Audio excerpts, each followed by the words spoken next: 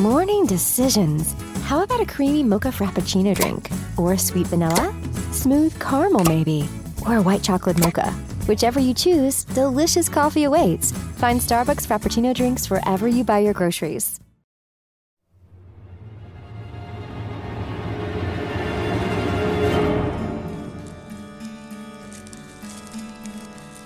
Bottlebush Down lies in the Dorset countryside, close to Sixpenny Handley and Wimborne St Giles, where the open fields begin to rise towards the ancient landscape of Cranbourne Chase. There is nothing immediately dramatic about the place. Roads and tracks cross the downs, fields stretch towards distant woodland, and most people travelling through would have little reason to stop. But scattered across this landscape are low rounded mounds, which have been there for thousands of years. They are prehistoric burial barrows, and for generations, local people have told stories about strange things being seen and heard around them. One of the oldest traditions says that if you sit quietly on certain barrows and listen carefully, you may hear music coming from somewhere beneath the ground. Similar stories were told around other Dorset barrows, including those at Bingham and Whitcomb. The music was associated with the fairies, although these are not the harmless little winged creatures of children's stories.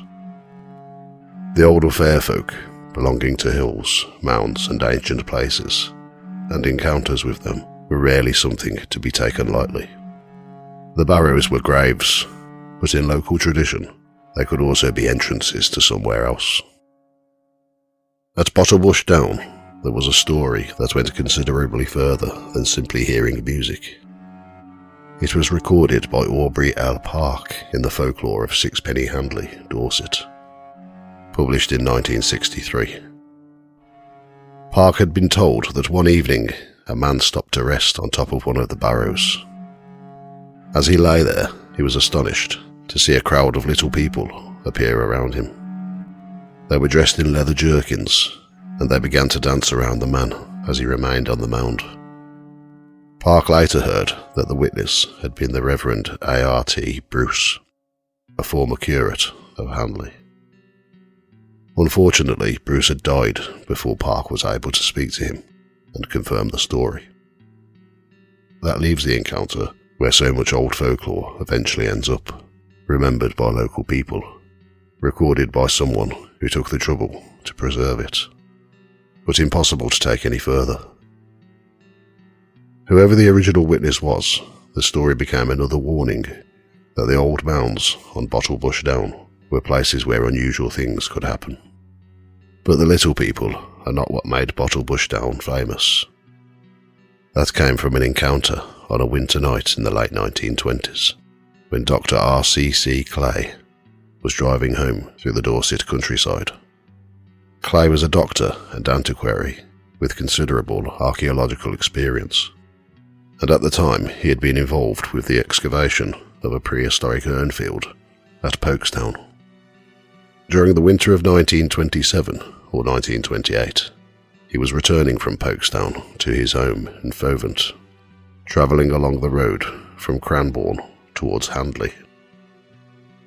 About 150 yards beyond Squirrel's Corner, Clay noticed a horseman crossing the downs to the northeast. The rider was travelling in roughly the same direction as his car, and at first Clay thought little of him. There were training stables at 9 Yews, and he assumed the man had probably come from there. Then the horseman suddenly changed direction. He turned towards the road and began galloping as though he intended to reach it before Clay's car. Clay became interested enough to slow down. Before the horseman reached the road, however, he changed direction again and began riding parallel with the car, only about 50 yards away.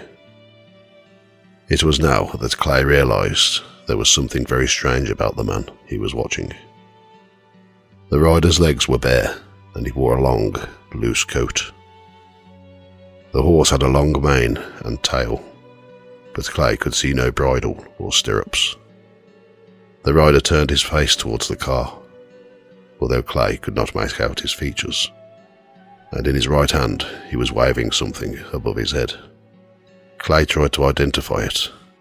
It appeared to be some kind of implement or weapon, fixed to a shaft around 2 feet long. By now, Clay had reached a remarkable conclusion.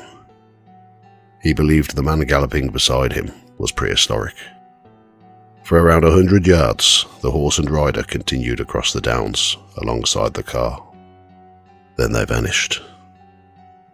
There was no gradual fading into the darkness, and Clay did not describe them disappearing behind a hedge, tree, or fold in the landscape. Horse and rider were simply no longer there. Clay remembered the spot. The following day, he returned to Bottlebush Down and went looking for the place where the rider had disappeared. There, exactly where he had marked the location in his mind, he found a low, round barrow. The experience clearly stayed with him. His first-hand account was later supplied to the archaeologist L.V. Grinsell and became one of the best-known stories associated with Bottlebush Down. Clay never claimed to know who the rider had been, but the clothing, the lack of visible riding equipment, and the strange object in his hand convinced him that what he had seen belonged to a very distant period. There was also a suggestion that Clay was not the only person to encounter the Horseman. A few years later, the archaeologist Alexander Keeler told him about 2 young women who had been returning from Cranbourne to Handley after a dance. Somewhere along their journey, they became aware of a man on horseback following them. Whatever happened frightened them enough that when they finally reached Handley, they complained to the local policeman. Other stories circulated amongst people who knew the Downs. Shepherds and others working in the countryside were said to have reported apparitions in the area, and one account tells of an old shepherd who was asked whether he knew anything about the strange horseman. His answer was wonderfully casual. He apparently replied, "Do you mean the man on the horse that comes out of the opening in the pine wood?" There was no dramatic description, and apparently no surprise that anyone else had seen him.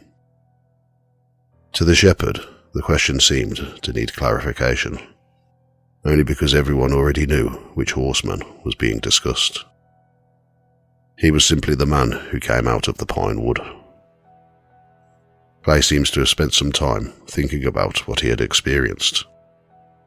Years later, paranormal writer Peter Underwood described an idea attributed to him, in which certain powerful moments might somehow be preserved and replayed.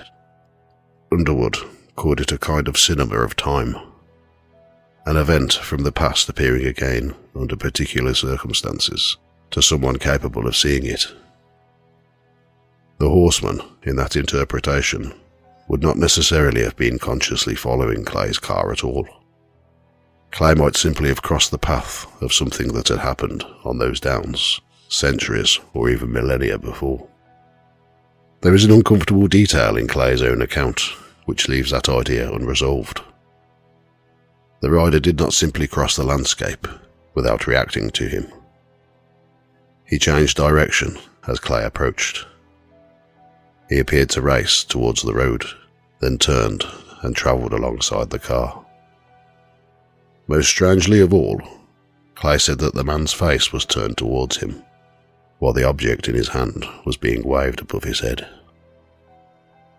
Clay could not see his features, and he never said that the horseman definitely saw him. But for those few moments on the road, the movements of the rider and the movement of the car seemed strangely connected. Later writers tried to give the horseman a history.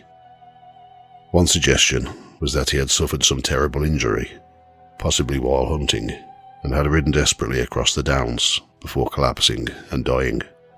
His body was then supposedly buried beneath the mound, with his horse killed and placed beside him. It provides a neat explanation for why the apparition disappears beside the barrow. But there is no evidence that this happened. Clay never excavated the mound, so whatever lies beneath it remains undisturbed. long before Clay drove across Bottlebush Down, however. Local tradition had already made the barrows places where the ordinary world behaved strangely. People listened for music beneath the earth. A man resting on one of the mounds was said to have watched little figures in leather jerkins dancing around him. Then on a winter night in the 20th century, a man experienced in archaeology watched a strangely dressed rider gallop beside his car before disappearing beside another ancient grave. Today, the barrows still sit quietly amongst the Dorset fields. Thousands of years have passed since the people who built them carried their dead onto the downs, raised the earth above them and walked away. Their names have disappeared, along with almost everything they knew about the world around them. But the stories attached to their graves have survived. And somewhere beyond Squirrel's Corner, where the road runs through the darkness and the fields disappear towards the trees, there is still that opening in the pine wood, remembered by the old shepherd. If the stories are right, that is where the Horseman comes from.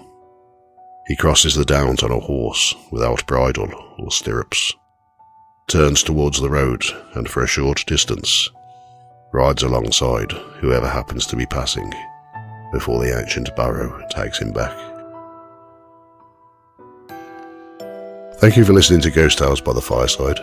If you enjoy these stories, you can support the podcast and get access to MP3s over on buymeacoffee.com/Ghost Tales. They're £1.50 each, or free if you're a subscriber.